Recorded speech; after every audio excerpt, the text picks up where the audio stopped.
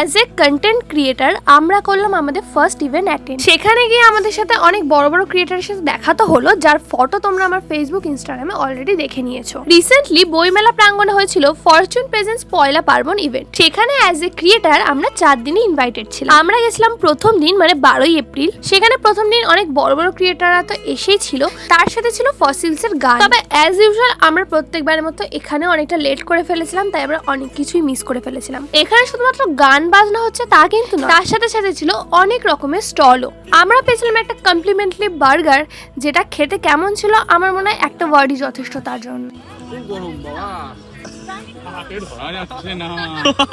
আচ্ছা সব তো হলো, কিন্তু তোমাদের আমার ফ্রেন্ডের সাথে তো আলাপ করাই হলো না।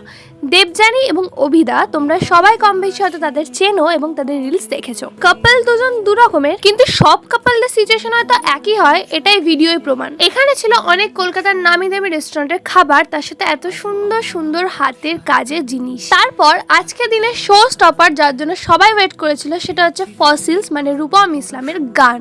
আমরা সবাই লিটারালি 2 ঘন্টা ওখানে প্রত্যেকটা মুহূর্তে ভাইব নিয়েছি। দেন আমাদের বেরোনোর সময় ছোট্ট ছোট দুটো বাচ্চার সাথে দেখা হয়, ওরা সত্যি খুবই কিউট ছিল আর আদর খাওয়ার জন্য মাথাটা বাড়িয়ে রেখে দিয়েছিল। আমাদের ফার্স্ট ইভেন্ট তো খুব ভালো কাটলো। পয়লা পার্বণ, পয়লা কিন্তু একলা নয়।